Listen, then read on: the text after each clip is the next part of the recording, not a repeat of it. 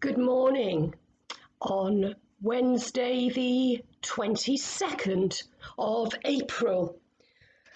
Yesterday, my husband said something that set me thinking about my kind of theme for this morning. He'd had an online conference for work, and he said that nobody could get past the virus.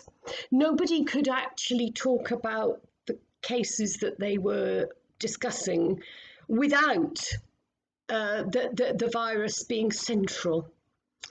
And I thought, how can I work with that? And God moves in mysterious ways, because this has happened several times now, that as I was checking messages and things this morning, this popped into my feed. It's quite long, but I think it's worthy of the sharing. Everything changed after your best friend Maria died, my mother said. In 1976, my grandmother, my mother and I were looking at old picture albums when we came across a photo of me when I was 5 in Montevideo in Uruguay in 1955. They both stopped to reminisce.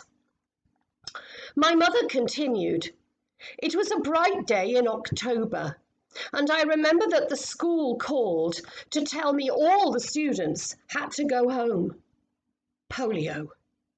Polio had taken hold and several students had been diagnosed.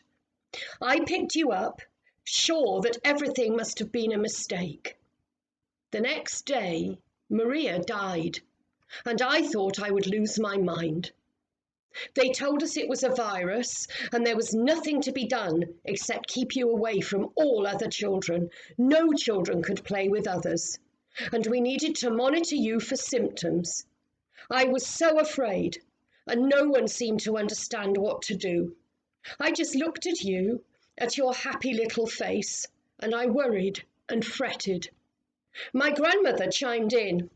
"As soon as I heard the panic in your mother's voice on the phone, I came straight away. We were all at your house for weeks. Each day we would hear of a new tragedy." I remembered some of this vaguely, but I'd never really heard them recount it so vividly. You had a favourite dress that was too small, but you always wanted to wear it. I would never let you do it. But during that time, I told you you could put on whatever you wanted. You were so delighted and wanted us to take your photo. Here it is. My mother pointed to me, smiling, in a very short pink pinafore dress. How did you manage that stress? The fear, the isolation, I asked them both.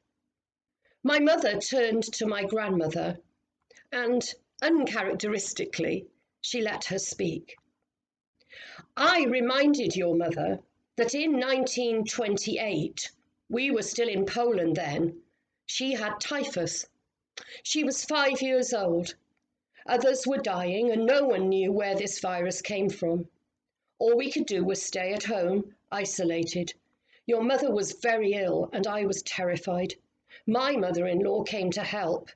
And there we were, alone for weeks, separated from the rest of the world, nursing your mother back to health and trying not to get the virus ourselves.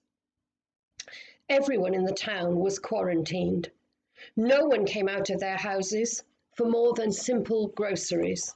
There was very little available, but it was just enough. Eventually, she got better.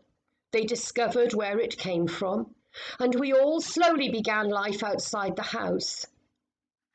I was astonished that the two of them had had such similar experiences of virus attacks and isolation.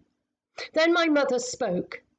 It was terrifying, yes, but we learned something very important. My grandmother nodded, and my mother continued. We learned that at times like these, there is still life. At first, we did nothing but wait and watch. Then we realized that we had life, and the important thing was to have it, not to lose it by fear. Now my grandmother continued.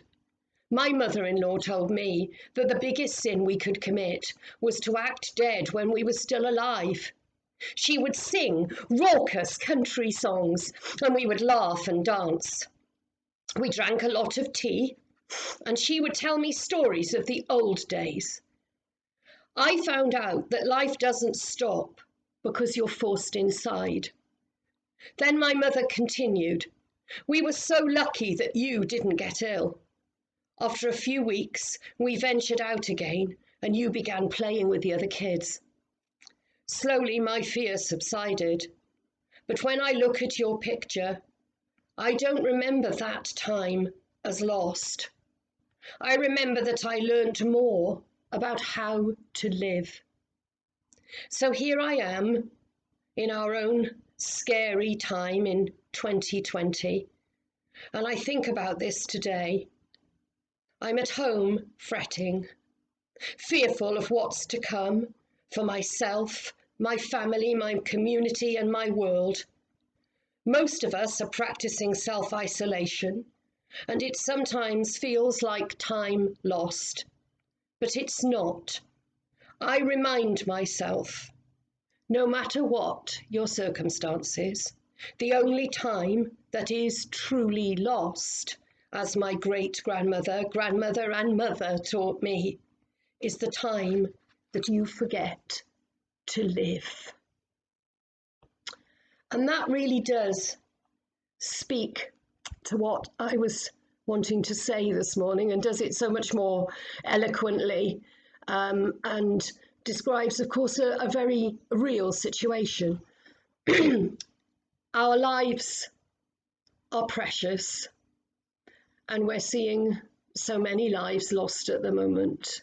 It's easy simply to focus on the virus, on the loss, on the fear. And yet, we are living in a beautiful place. We are having beautiful weather. And we're here this morning together. And that's a gift. So I'm certainly going to try and hang on to that message today. And I pray that you will be able to do that too, until we meet again together tomorrow, or indeed tonight. I think at 8:15 there's some people Zooming a quiz, I believe. I must double check my emails, so I may even see some of you then. So until tomorrow, God bless, and take care and enjoy today.